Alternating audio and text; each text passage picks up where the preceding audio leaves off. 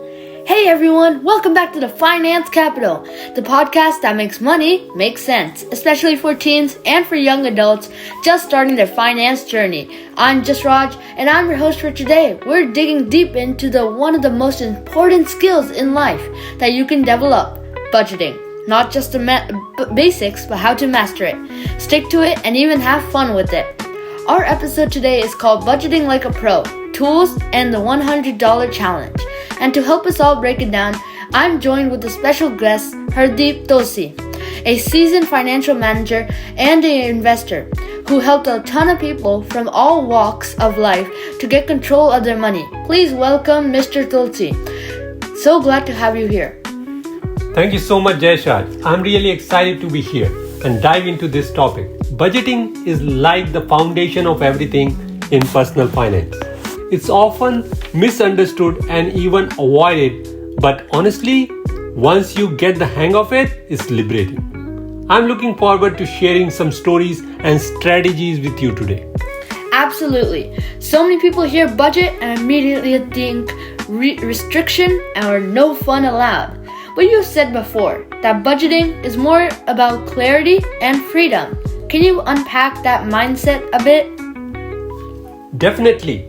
It's a big mindset shift. Most people think budgeting means cutting back or saying no to things you want. But really, it's the opposite. It's about saying yes to the things that matter the most.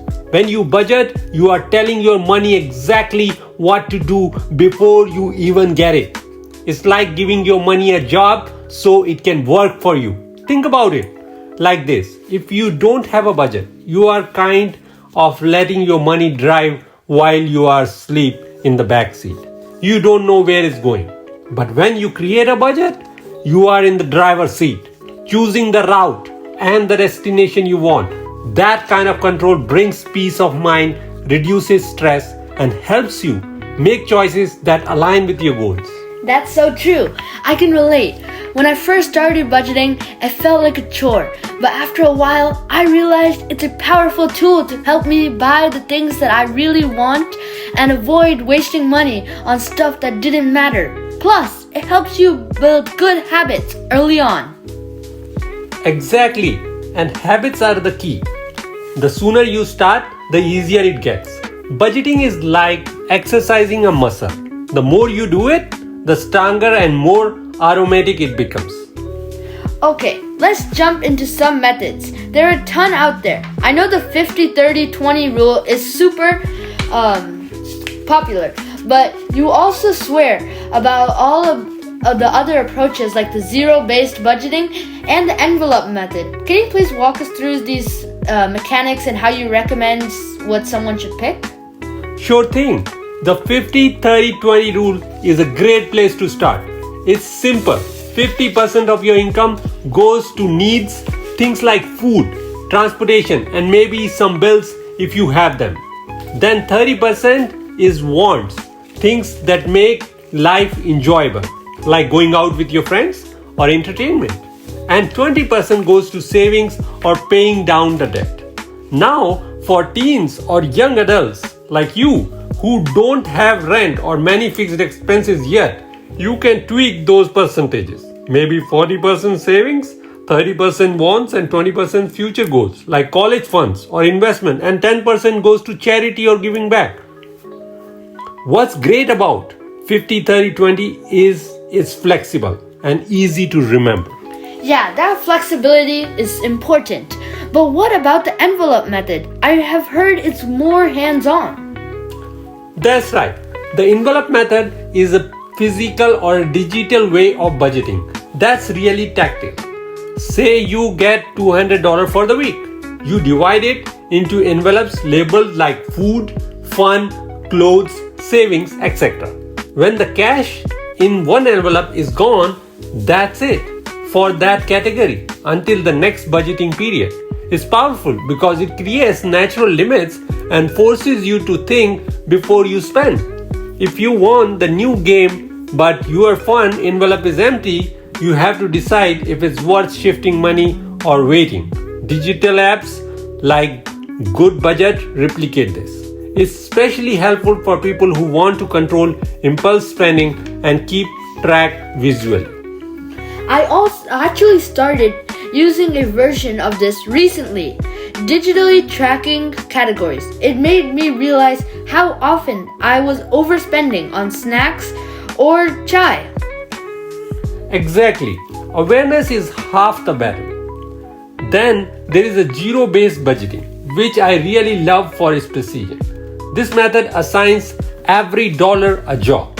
So if you have $100, you allocate it exactly, maybe $30 for groceries, $20 for transports, $10 saving, $20 for your entertainment movies, $20 emergency fund. No dollar is left unassigned. It's more work upfront but forces intentionally. You are planning in advance and it reduces waste. That sounds intense, but effective. What about the reverse budgeting? Reverse budgeting flips the typical flow. Instead of spending first and saving what's left, you save first. Pay yourself before you pay anyone else. Say you get $100. You immediately set aside $20 into savings or investment and live off the remaining $80. It builds a saving habit and creates a discipline. It's subtle but powerful because saving becomes non-negotiable. That's such a helpful mental trick. It makes saving feel like a reward for your future self instead of something you do if you have extra. Exactly, Jasher. And the best budgets combine elements from all these systems to fit your personal style and goals. Alright, tools. I know some teens get overwhelmed with these apps. What's your favorite ones for beginners? Great question. Tools should simplify, not complicate. Mint is classic. It connects to your bank accounts, tracks spending automatically, and categorizes expenses. For teens with bank accounts, this gives a bird-eye view without manual entry. But Mint is the best for people comfortable linking accounts. If you want simplicity without that, Good Budget is fantastic.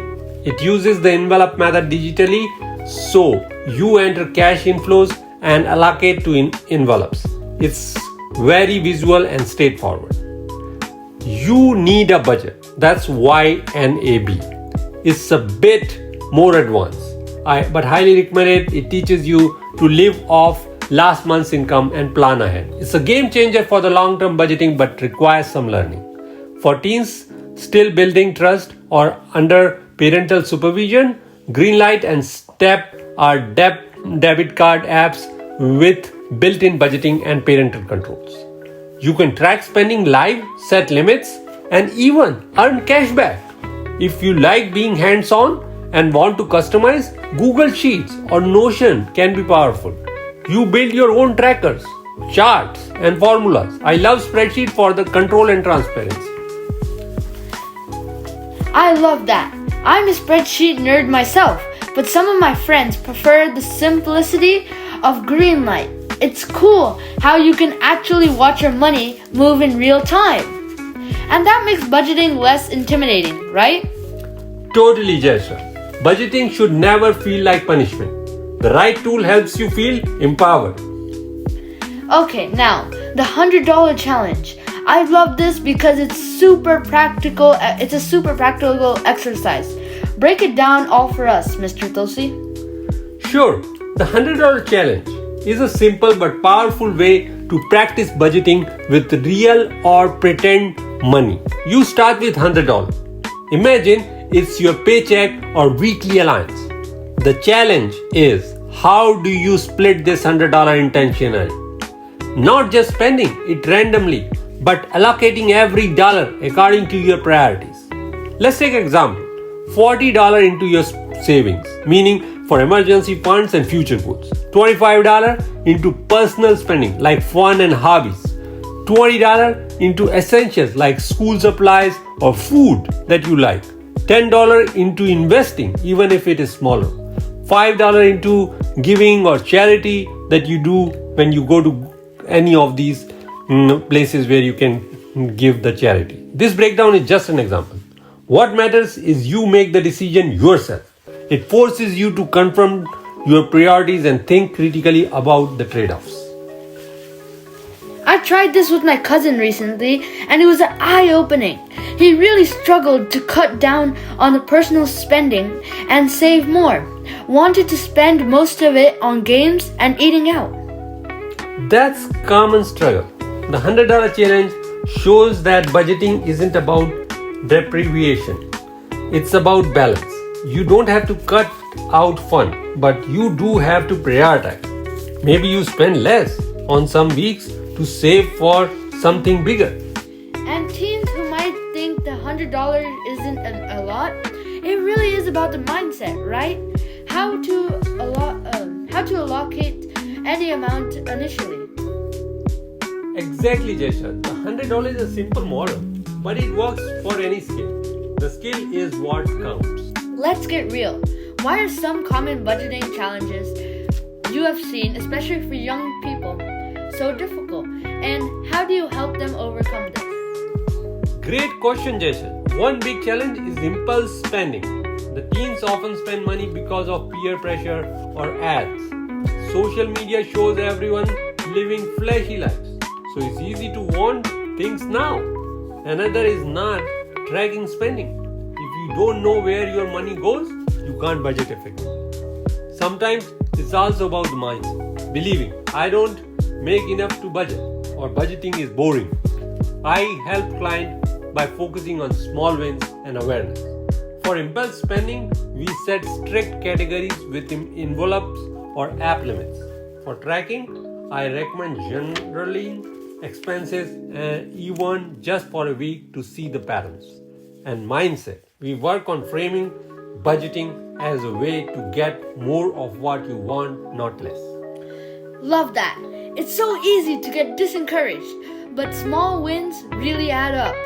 Even saving $5 a week adds up to $260 a year. Exactly, and those wins build confidence and momentum.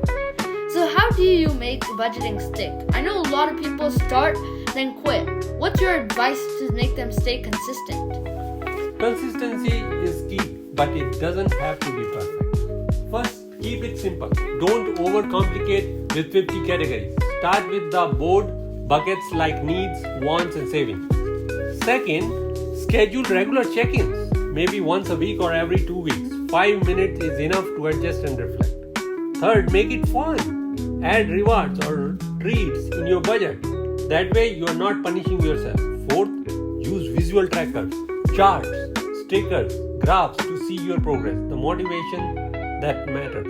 Finally, be flexible. Life changes and so should your budget. It's okay to adjust as needed. That's a solid blueprint. It's about building a sustainable relationship with your money. Alright, Hardeep. I asked our listeners to send some questions about budgeting and the $100 challenge. Let's jump into a few. First question. What if I get an unexpected expense and my budget is all set? Great question. That happens every time. Life throws curveballs. That's why an emergency fund is essential. Even if it's small, having a buffer means you are prepared. If something unexpected comes up, adjust your budget temporarily. Maybe reduce your wants, spending, or pause investing for a bit. The key is not to stress, but adapt. Great answer. Second question. How do I stay motivated if my budget feels restrictive?